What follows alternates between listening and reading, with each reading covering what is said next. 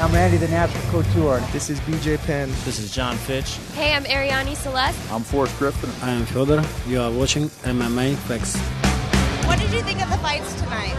I actually didn't get to watch them firsthand too much. I was getting a little bit of artwork done on my back, so I got them DVR'd so I can go home and watch them. I got some texts, so obviously don't want to say too much. The only thing that kind of upset me was I heard that,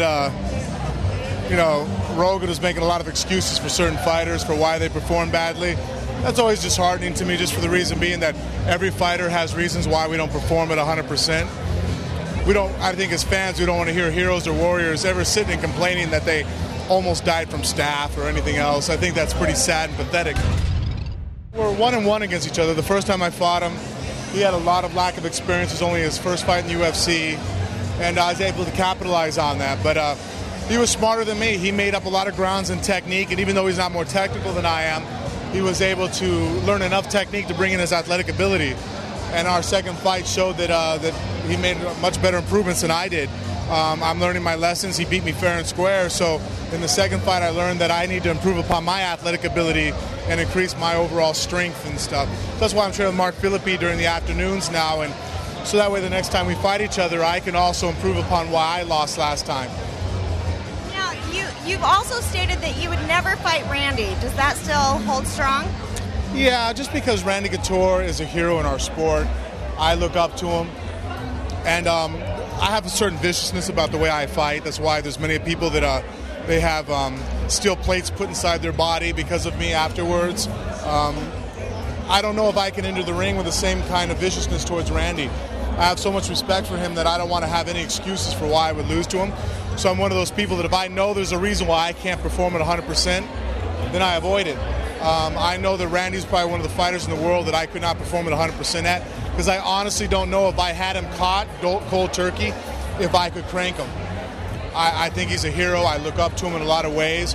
I think, honestly, I'd probably be in awe of him when I stepped in there, and that's a bad thing. So, thankfully, I'm 30, and even though he seems to be pretty immortal, I'm hoping the fact that he's 45, 46, eventually he's going to catch up to him. So maybe I can avoid him.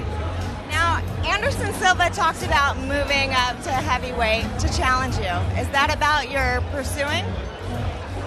Yeah, actually, I would. I mean, if you had an opportunity to play against Michael Jordan, would you not choose to?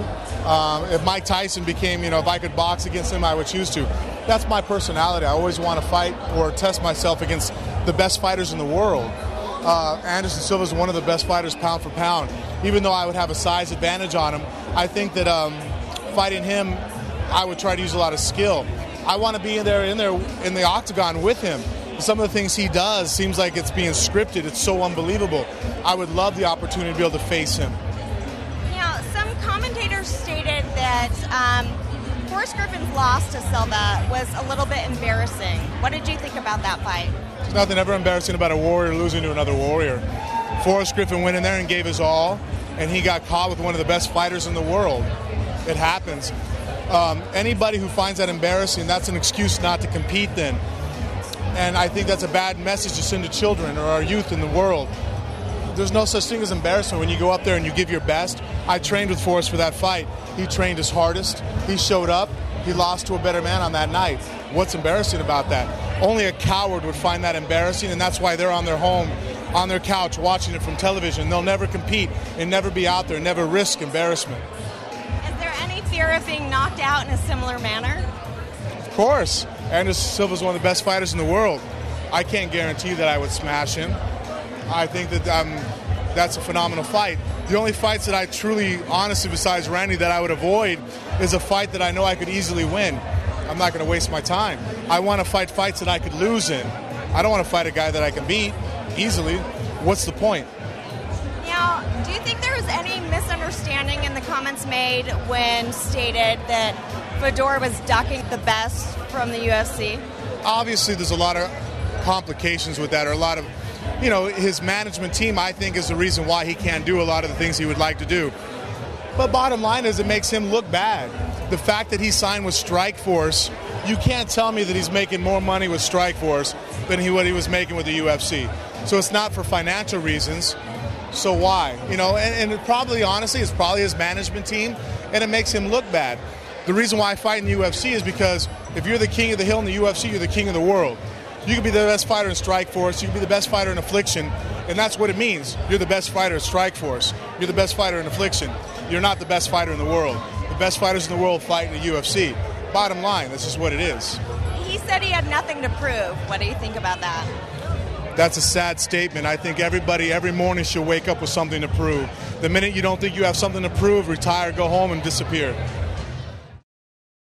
MMA legend Vanderlei Silva presents Fantasy Fight Camp September 18th through 20th in Las Vegas. For the first time ever, Vanderlei Silva will open the doors to his state-of-the-art Juan fight team for a private weekend of training and partying, including a welcome party at the Fight Museum, a full day of training with Vanderlei, a fight viewing party, and more. Limited VIP passes for this exclusive event are on sale now at VegasFightCamp.com. Train and party with the legend, Vanderlei Silva. Register now at VegasFightCamp.com.